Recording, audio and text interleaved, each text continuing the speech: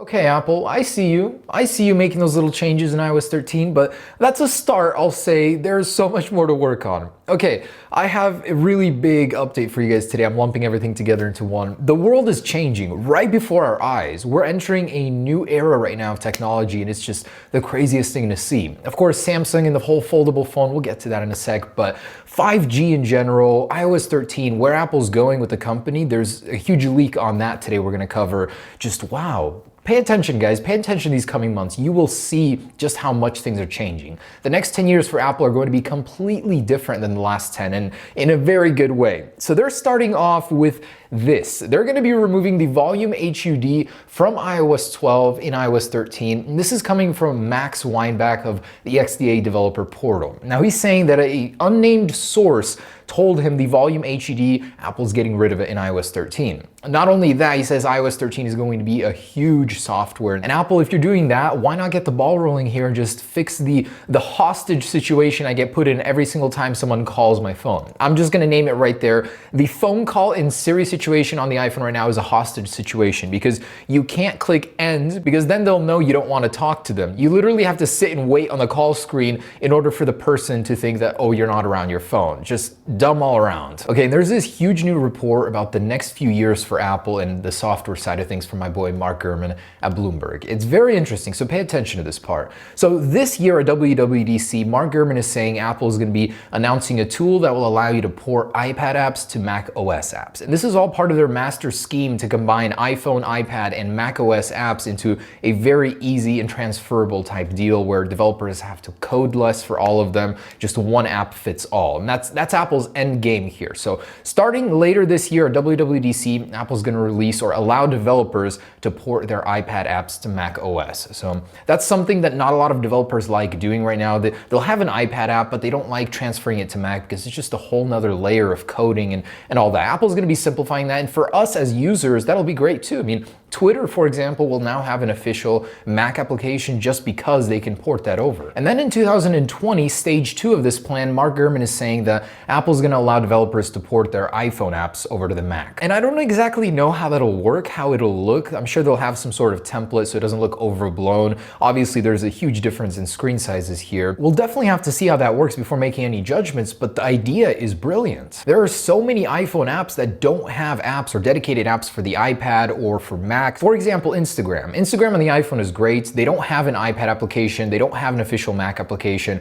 Now, by default, that application will work on all of them and in a more optimized way than currently on the iPads. It sucks. I think iPhone apps on iPad right now are garbage. I don't even bother using them. So this will be a very nice implementation of that. And then part 3 of this master plan, we're going to be iOS 15 then, I believe. Apple's going to be combining them all into one. They're calling it a single binary. So eventually, the app that you have on your iPhone will be updated at the same time on your Mac, on your iPad. It'll all be this singular software solution. Basically what Apple does right now with iMessage, with Handoff, but taking that to every third-party application in a way as long as the developers support it. I love it. It's brilliant. And Apple's finally putting in the effort, making it happen this year. We're going to see that to some extent from iPad to Mac OS, and of course later on more. As part of this report, Mark Gurman is saying that Apple is actually working and will be implementing their own chips in MacBooks as soon as 2020. So that means they'll be replacing Intel as their main supplier, and Intel's been getting slowly better with refreshing just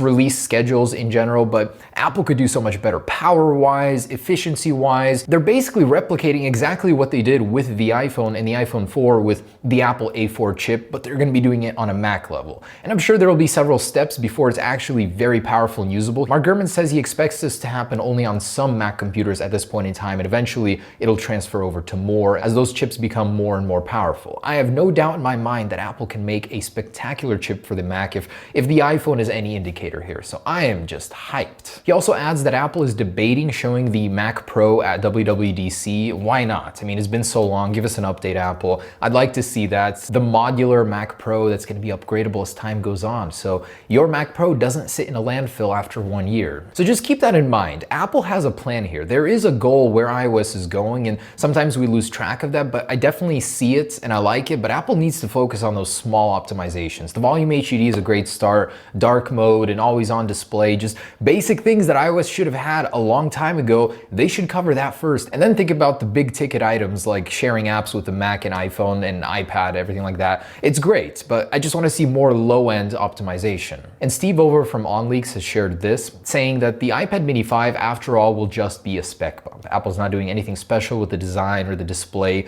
All they're doing is taking the same casing, updating the internals, relocating the mic on the back, and selling it to you, hopefully at a lower price though. Okay, and this is something I'm excited to talk to you about. So yesterday I was at the Samsung event. Obviously, I was just blown away by all the innovation that Samsung had, but something I wanted to talk to you about that's so important here is 5G and the foldable phones. So a lot of people are messaging me saying, oh, that's a ridiculous price. Oh, this and this, the 5G will never be ready. But if you really think about it, Samsung's the only one here actually trying. Apple is making efforts for 5G, but about the foldable phone stuff, they're not even trying. The more Samsung works on this or any other company, the closer we'll get to the Westworld reality, and I love it. I mean, sci-fi is actually happening right in front of our eyes. It's just ridiculous to see.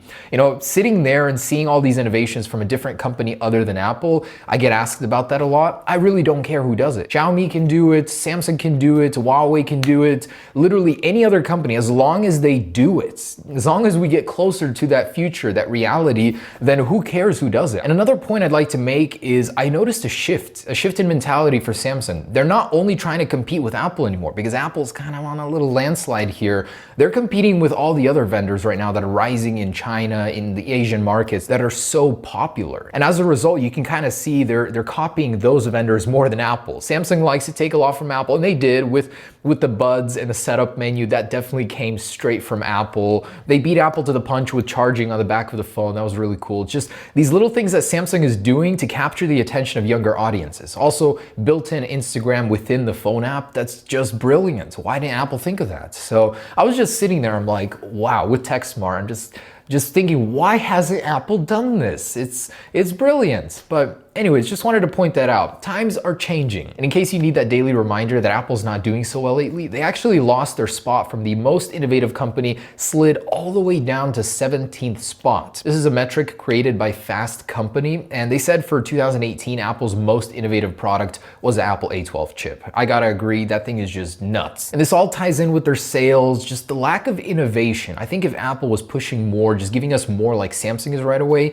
their sales and the pricing, pricing is really important, but I feel like their sales would be so much better off this year. Stop blaming it on refresh cycles, stop blaming it on anything else. At the core, the problem is the innovation, and Apple just hasn't been innovating that much lately. So that's why I'm excited for 2019. This is their rebound year. This is the year they're gonna respond to the Galaxy S10, to all these Chinese smartphone manufacturers. It's just a year where Apple will be putting in an exceptional effort to make up for all that they lost in the last few years. And I thought this was funny. I wanted to throw this in. Samsung just announced their commitment to bringing 5G to market, but Donald Trump wants 6G already. I love it, and I'm all for pushing for the latest technology, but let's incorporate 5G first and then worry about 6G. 5G, and one of the things that Samsung pointed out about it that really blew my mind was that you're gonna be able to do remote surgery. Because the latency is so low at 1 millisecond, you will literally be able to operate machinery across the globe and operate on someone's body because of that tech. So that kind of puts perspective onto 5G, why it's so important and why we can't wait to get it in our phones. Okay guys, that's the latest on Apple. Times are changing. Let's go to iOS 12.2 Beta 3, where we're gonna be talking about some very big and changing features that Apple is implementing with their release in March. Okay, and I'll start in the wallet application. So Apple has retooled the visuals just slightly, and all of this makes sense because apparently Apple is launching its own credit card in partnership with Goldman Sachs. It's gonna be a MasterCard, and the Wall Street Journal is reporting that it'll have rewards and visuals very similar to the activity application. And this all just makes sense because in 12.2, Apple's been working on the wallet application extensively,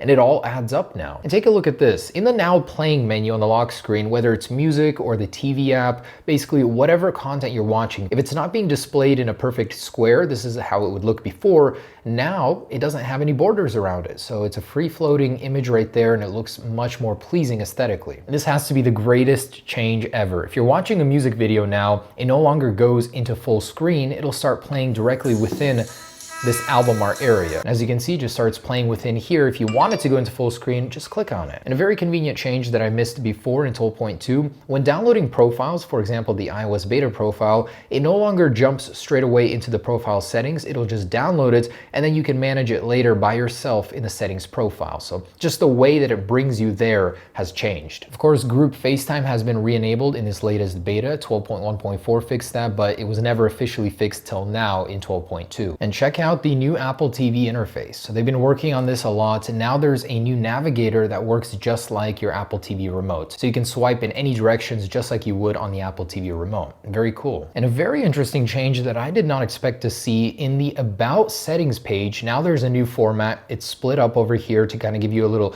idea about your device up top, and then the rest of the mumbo jumbo that most people won't understand over here. So up top, as you can see, it now says your model name. It'll actually say the name of your iPhone, so no more guessing. Like, for example, on the iPhone 6 or 6S, it's kind of hard to tell for most people. Over here, that's just gonna be very convenient all around when buying phones to know what exactly you're buying. And in the news application, check this out. Very subtle, but nice change. Apple is no longer spelt out, it's an emoticon, and February is no longer all capitals. Well, the date over here. Okay guys, there it is, quite an update. Be sure to check out the Galaxy S10 giveaway if you haven't yet, and I'll be announcing winners for the iPhone one here in just a few days. Peace.